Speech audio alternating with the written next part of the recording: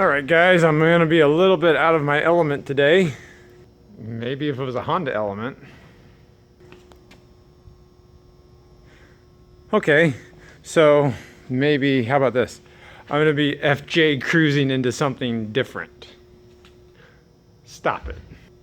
Okay, so, jokes aside, I'm in solid brake controller today on this FJ Cruiser. Just a simple one. It's just going to be a Takancha Voyager. None of these FJ Cruisers are really set up for brake controllers or towing, much more than a utility trailer. So it's already got a tow plug installed on the back of it right here. The owner did get a 7-way with a 4-way installed. It is actually wired into the factory tow package. That's just going to be for the lighting, turn signals and tail lights. You'll notice right here the blue wire, that's for brake control, and black wire, that's charge. And this used to be purple. Purple was reverse. So those aren't hooked up. I'm going to have to hook up these two, so I have to run a charge wire and a brake control wire. And of course install brake control. What concerns me a little bit is, see the size of this ground, that white ground?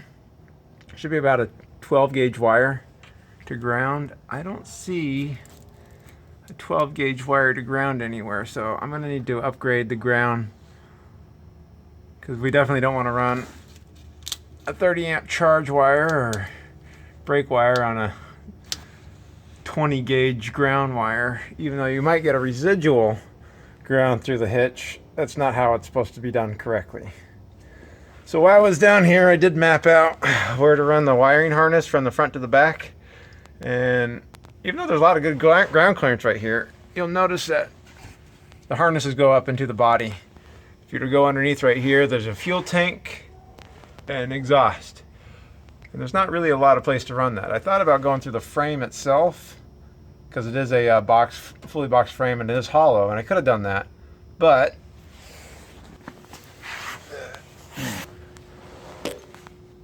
when we get up front here to the frame, there is another exhaust right underneath the driver's seat, and that's I don't know, probably the catalytic converter. And so there's no really way to come out of here without getting right next to the exhaust. So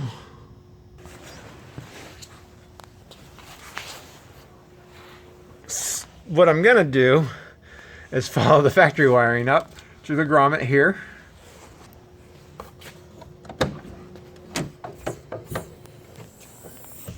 There's the other side of that grommet. Go on the inside through the body panels.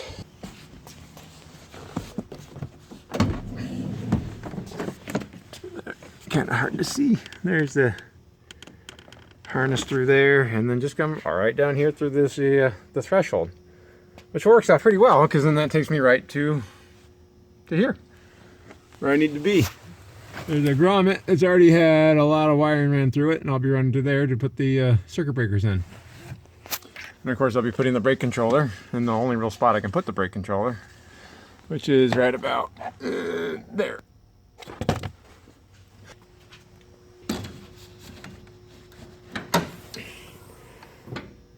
On a brake control, you need to have a separate power for the brake controller, and basically separate from the charge wire.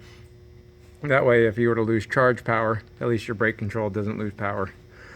I'm also going to see what I can do to free up some of this wiring here at this battery. I'm of the opinion that the less battery wire connections on a battery, the absolute best that is. Like, that's bad. So I have to put in 2 circuit breakers, and we'll go from there. Alright, so we're going to be using these 12-volt circuit breakers. I use a 30 amp circuit breaker, and then I drop it on the ground. There. So it's just a 12-volt battery circuit breaker. Should be 30 amp rated somewhere. Where are you written? There you are. So Now, I know some vehicle manufacturers, they don't use circuit breakers. In fact, most of them on their pre-wires or their trailer towing packages, they use 30 amp fuses in this distribution box under the hood. I've always been told that you're supposed to use circuit breakers, mostly because if there is a short, you don't want to lose brakes because the fuse is blown or somebody didn't know the fuse was blown. So at least you would have periodic brakes until you got the problem fixed, because the circuit breaker is just going to trip, reset itself, and then trip again. And so you would theoretically have some brakes. Whether with a fuse, if the fuse blows, it blows. You have to actually replace it. I don't know. That's what I was told 20 years ago. Whether that's true or not, I couldn't tell you, but this is the way I feel about it. So these are what we're going to be installing. The big problem with these is you have to find a place to install them. That's not going to cause a problem, because the points of these, or the threaded parts, are going to be hot at all times. I've seen some people mount them in the box here. I don't know how I feel about doing something like that. It seems a little bit janky to me. So I normally just screw it in to the fender somewhere or on the firewall somewhere. Again, try to clean up this mess, and hopefully when you next see it, everything will be run. I did forget to mention that I'll be using 12-2 jacketed wire, so it's already got white and black. I'll use black for charge to the back, white for brake to the back, and it's already basically got loom on it. It's nice. 12 gauge will handle 30 amp just fine. Alright, let's do this. You'll have to excuse the crudeness of this whole setup right here, but I do have it all wired up. I have a habit of not wanting to waste wire, so don't follow my color codes. So this is ground, even though it's black. It's going to the actual ground right there, which is connected to the ground bar right there. So that's an actual chassis terminal ground. This blue wire right here is actually out to the trailer brakes. It hooks up to this white wire, which goes to that 2-wire jacket to the back, which I have hooked up to the blue wire at the toe plug. So that is blue wire, even though it looks white. So this is the power supply. It also goes to a white wire. That goes to the 2-wire jacket that I ran through the firewall, and that's going to go to the circuit breaker in the front. So even though this is white, that's actually black. The only one I actually matched up was red. I used red to go Scotch lock to the brake light right there. Yeah, I'm not a big fan of Scotch locks, but you don't ever want to, how do I put it, cut into an automotive manufacturer's harness if you can help it. All right, so we got it all installed now. I did have to beef up the ground there. What I did find was a threaded hole right here, so I just ground it down, found a bolt, use that as a grounding stud. I'm gonna put some corrosion resistant stuff, I'll spray on it. So then I spliced into the ground from the actual tow package. So everything's all there. It just runs up through here, through that grommet I told you.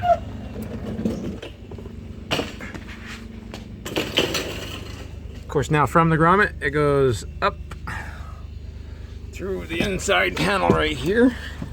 And I'm just following the factory harness, zip tying all the way down. We'll come out right behind the passenger or the rear seat here. Kind of see it. Comes down here. Oh, there's my finger. Down here, follows that pathway that you focus that you saw me go before. Comes up into here. This right there is just the junction between the charge from the front to the back. And then of course the wires got all tucked up to the brake controller here. I haven't hooked up the battery, but the brake controller is right here. Like I said, there really wasn't anywhere else to put it right here. I sat down and it seemed comfortable enough and it's easy to get to. So there we go. Next thing, just under the hood. So I've been thinking about this. This FJ Cruiser is definitely accessoried out. There's not any place to hook up enough power ports on here. I do have this tap right here, which actually goes to the alternator on this 120 amp fuse. So it should be able to handle all the loads that I would put on it, but I'm putting two 30 amp breakers, so that's 60 amps possibly peak off of both those. And that would only leave 60 amps remaining on this if we were pulling for whatever reason. And I don't want to blow an alternator fuse whatsoever. Besides, everything that's hooked up there isn't everything that needs to be hooked up still. I still have these fuses that go to another accessory. I think they are like 50 amp fuses themselves. 40 amp fuses. So I could theoretically, because these are hot all the time, these taps on the fuse blocks right here, and they handle up to 50 amp fuses on here. I could theoretically tap into each one of these and run a circuit and a fuse through here, but I don't know, that'll look pretty messy to have, let's see, 5 inline fuse holders just kind of draping out of the fuse box right here. I'm not sure what the actual ratings on each one of these are going to be, and I don't again want to damage somebody's fuse box by overrating it. So, as you can imagine. So, and also this is an off-road vehicle, so I got to keep that in mind with all the banging around. And I have seen some people mount the circuit breakers here, but again, this off-road and there's holes into the fender right there, and we want to keep water out of it. In fact, this relay went bad because it was all rusted out. I mean, come on, they even put breathers for the front axle right here, way out of the way. It snorkels. So I'm trying to figure out what I want to do. I would really like to put an isolator stud off of here and then do a distribution right there, but I don't even know where I would mount the isolator stud in this engine compartment. It doesn't really give me a lot of room for putting anything. Okay, I need to come up with some sort of safe power distribution block to kind of clean up this entire mess. So let me see what I can come up with. I racked and racked my brains, and this is what I came up with. I nearly went ahead and tapped off of here, but again, having 6 different wires coming out of here with their independent fuse box or fuse holder was not something I wanted to put my name on. Even tapping off of this, it'll work, but it doesn't make any sense just for brake control and wiring if I still have everything else to do. There's only space basically on here for one more cable. And these definitely need to go straight to the battery because these are for the air compressor. So this is what I came up with. I took a fuse box. What is this? This is actually from Napa. So it's a fuse panel, distribution panel. I drilled out the top actual cable to go through the back of there. And I drilled out the bottom of it and put a pickup on the bottom of it. So, and I put a terminal onto here.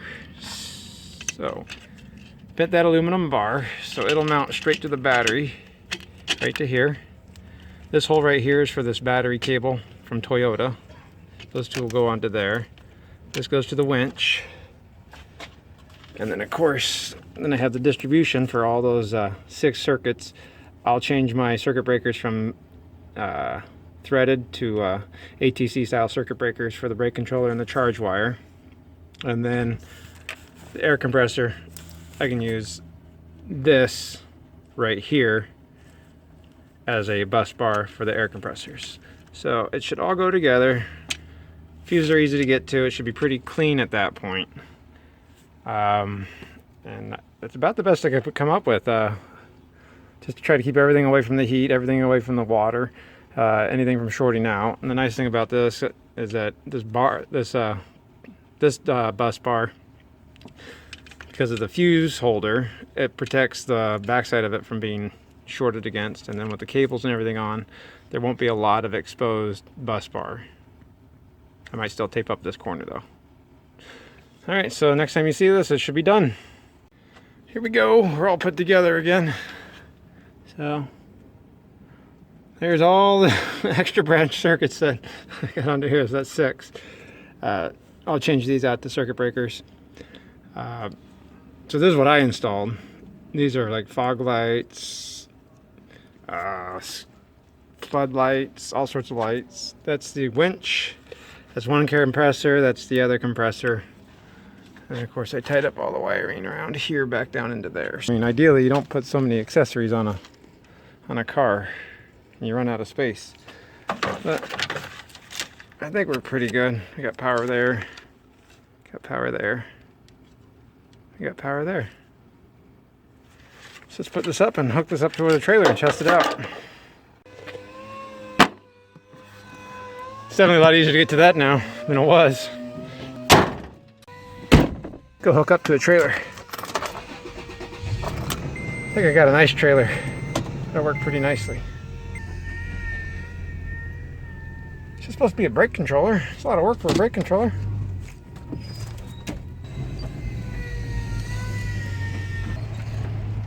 What's that? Hey, that's a nice looking Shasta trailer. I want to hook up to that. Okay, we're almost there. Alright. Hey, I look pretty good. Hopefully we come inside. Go to the brake controller. Oh, look at that. The green light's on. That means we're connected. So I hit the brake. Oh, look, it changed colors. It's actually working. If I do it that way, oh, it's changing colors. We did it. Might as well check everything else though, right? All right, so let's turn the headlights on. Turn signal on. Ooh, I love these lights. These are my favorite lights. Hey, look at that, I'm turning. Try the right turn. I got right turn.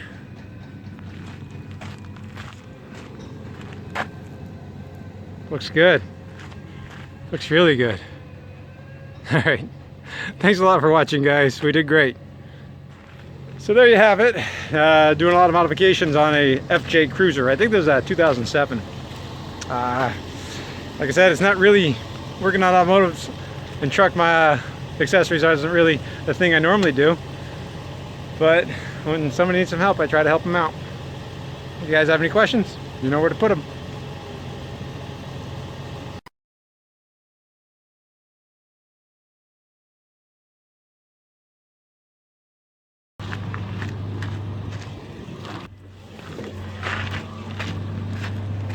Will it make it? Oh, so close. All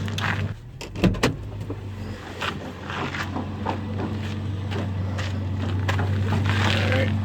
Looks like we'll make it.